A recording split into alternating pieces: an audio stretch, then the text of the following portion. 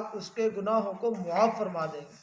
ایک اور حدیث پاک کا مفہوم ہے جو 100 مرتبہ لا الہ الا اللہ کہے گا تو اللہ رب العزت اس کو اتنی نیکیاں دیں گے کہ زمین و آسمان کا خلا نیکیوں سے بھر دیا جائے گا۔ ایک اور حدیث کا مفہوم ہے جو روزانہ 100 مرتبہ کلمہ پڑھے گا تو اللہ تعالیٰ جب قیامت کے دن قبر سے اٹھائیں گے تو اس شخص کا چہرہ جو روزانہ 100 مرتبہ کلمہ پڑھتا ہے 14ویں رات کی چاند کی طرح چمکتا ہوا ہوگا۔ اور کلمہ پڑھ کے اسلام میں ہم داخل ہو گئے تو اسلام میں سب سے بڑا حکم جو ہے وہ نماز کا ہے۔ حدیث کا مفہوم ہے نماز دین کا ستون ہے، نماز مومن کی معراج ہے، نماز شیطان کا منہ کالا کرتی ہے، نماز اللہ سے براہ راست لینے کا ذریعہ ہے۔ حدیث کا مفہوم ہے جو 5 وقت کی نماز کا اہتمام کرے گا اللہ رب العزت اس کو 5 انعام عطا فرمائیں گے۔ سب سے پہلے اللہ تعالیٰ اس پہ رزق کی تنگی کو دور فرما دیں گے اور عذاب قبر نہیں ہوگا اور پل صراط پہ سے بجلی کی طرح گزرے گا اور اعمال نامہ دائیں ہاتھ میں دیا جائے گا اور بغیر حساب کتاب کے اللہ پاک اس کو جنت میں داخل فرما دیں گے۔ ایک حدیث کا مفہوم ہے جو 40 دن تکبیر اولیٰ سے نماز پڑھے گا اللہ تعالیٰ اس کو 2 انعام دیں گے، ایک جہنم چھٹکارا، دوسرا نفاق سے بری۔ حضرت جبرائیل علیہ السلام فرماتے ہیں کہ 40 دن مشرق میں اور 40 دن مغرب میں بارش ہوتی رہے تو ان کے قطرے تو میں گن سکتا ہوں مگر جو نماز تکبیر اولیٰ سے پڑھی جاتی ہے اور تکبیر اولیٰ پہ جو ثواب ملتا ہے اس کے ثواب کو میں شمار نہیں کر سکتا۔ سبحان اللہ، سبحان اللہ، ماشاء اللہ۔ نماز ہماری صحیح ہو جائے، جاندار ہو جائے تاکہ زندگی شاندار ہو جائے، اس کے لیے علم کا جاننا ضروری ہے۔ علم کا مطلب ہے جاننا، حال کے امر کو پہچاننا۔ حدیث کا مفہوم ہے تم میں بہترین شخص وہ ہے جو قرآن سیکھے اور دوسروں کو سکھائے۔ قرآن کی ایک آیت سیکھنا سکھانا 100 رکعت نماز نوافل سے افضل ہے۔ علم کا ایک باب سیکھنا سکھانا 1000 رکعت نماز نوافل پڑھنے سے افضل ہے۔ قیامت کے دن حافظ قرآن سے کہا جائے گا قرآن پاک پڑھتا جا، جنت کے درجوں پہ چڑھتا جا، جہاں آخری آیت وہی تیرا آخری ٹھکانہ۔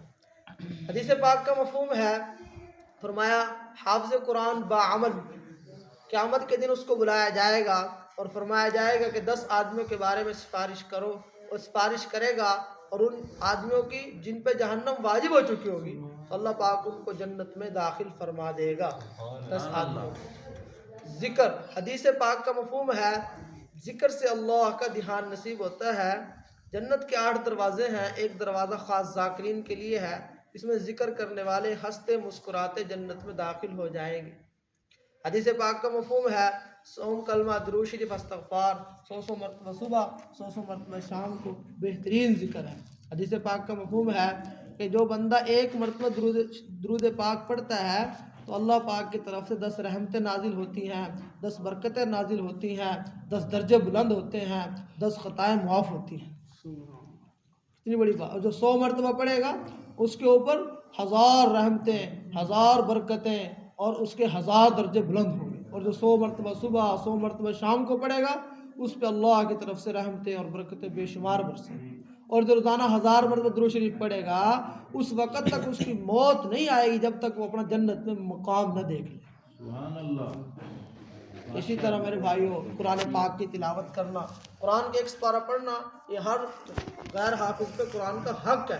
قرآن کے 3 سپارے پڑھنا حافظ قرآن پہ قرآن کا حق ہے۔ جو سورۃ یاسین صبح کے وقت پڑھتا ہے اللہ اس کی سارے دن کی حاجتیں پوری فرماتے ہیں۔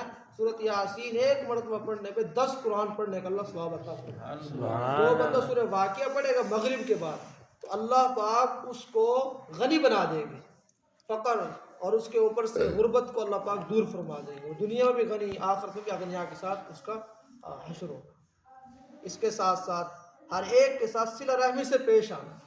فرمایا تم زمین والوں پہ رحم کرو، آسمان والا تم پہ رحم کرے گا۔ چغل خور جنت میں داخل نہیں ہوگا، رشتہ توڑنے والا جنت میں داخل نہیں ہوگا۔ فرمایا یتیم بچے کے سر پہ جو ہاتھ رکھے گا ہاتھ کے نیچے جتنے بال آئیں گے اللہ پاک اتنی اس کو نیکیاں عطا فرمائیں گے۔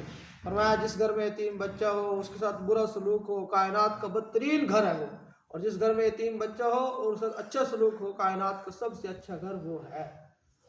اللہ پاک نے قرآن میں فرمایا کہ غریبوں کو، یتیموں کو، مسکینوں کو کھانا کھلاؤ، نہیں کھلا سکتے تو لوگوں کو کھانے کی ترغیب دو۔ وہ باغ کا اللہ پاک نے پورا واقعہ بیان کیا کہ ایک باغ والے تھے، وہ इंसान बहुत नेक दिल था, उसके 3 हिस्से करता था। एक बाग पे खर्च करता था, एक लोगों में गरीबों में तकसीम करता था, और एक हिस्सा अपनी ज़रूरियात में खर्च करता था। वो फौत हो गया तो वह बच्चे कहने लगे हमारा बाप तो बेवकूफ़ था, हाँ माल हमारा गरीबों में क्यों।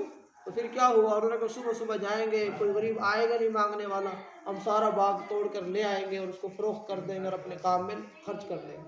तो सुबह जब गए तो वहाँ पे बाग नहीं था बल्कि कोयले थे, पत्थर की तरह वो सारा बाग राख हो गया। फिर एक दूसरे को मलामत करने लगे, भाई ये मशवरा तेरा था। फिर सब ने कहा भाई हम सब की गलती है, तौबा की। भाई उन्होंने गरीबों का माल रोका तो अल्लाह पाक ने उनको दुनिया में दिखा दिया। फिर उन्होंने तौबा इस्तगफार की तो अल्लाह पाक ने 2 बाग अता किए। तो इस तरह भाई गरीबों को, यतीमों को खाने खिलाना, माँ बाप का अदब करना, इसके साथ साथ हर अमल को अल्लाह की रज़ा के लिए करना। इखलास वाले हदायत के चिराग हैं। 1 लाख हदीस का निचोड़ है, इन्नमल आमालु बिन्नियात, आमाल का दारो मदार नीयत पर है। अल्लाह तुम्हारी शक्लों को नहीं देखता, ना अल्लाह तुम्हारे मालों को देखता है, अल्लाह तो दिल को और अमल को देखता है। तो हर अमल अल्लाह की रज़ा के लिए किया जाए, अल्लाह राज़ी हो जाए। अब ये सिफ़ात मेरे अंदर भी आ जाए, आपके अंदर आ जाए, इसके लिए अल्लाह के रास्ते में निकलना। आप सल्लल्लाहु अलैहि वसल्लम ने फरमाया सरसब्ज़ और शादाब रहे मेरा वो उम्मती, सरसब्ज़ शादाब रहे मेरा वो उम्मती जो मेरी बात को सुने, अमल करे, महफूज करे और दूसरों तक पहुँचाए। तो भाई दावत का मतलब है बुलाना, तबलीग का मतलब है पहुँचाना, अल्लाह के दीन की तरफ लोगों को बुलाना और अल्लाह का दीन लोगों तक पहुँचाना। ये किसकी जिम्मेदारी है? हर मुसलमान की। कुंतुम खैर उम्मतिन उखरिजत लिन्नास, तुम बेहतरीन उम्मत हो, तुम्हें लोगों के नफ़े के लिए भेजा गया है। अच्छी बात का हुक्म करते हो, बुरी बात से मना करते हो, एक अल्लाह पर हो। इस काम को सीखने के लिए पहली फुर्सत में 4 महीने हैं, करने के लिए फिर पूरी ज़िंदगी है। और ये तो पहली पौड़ी है 4 महीने। तो जिन भाइयों का अभी तक 4 माह नहीं लगे तो 4 महीने की नीयत और आज़म करें। तो तैयार है मैं इसके लिए इंशाअल्लाह। इंशाअल्लाह। सुभान अल्लाह।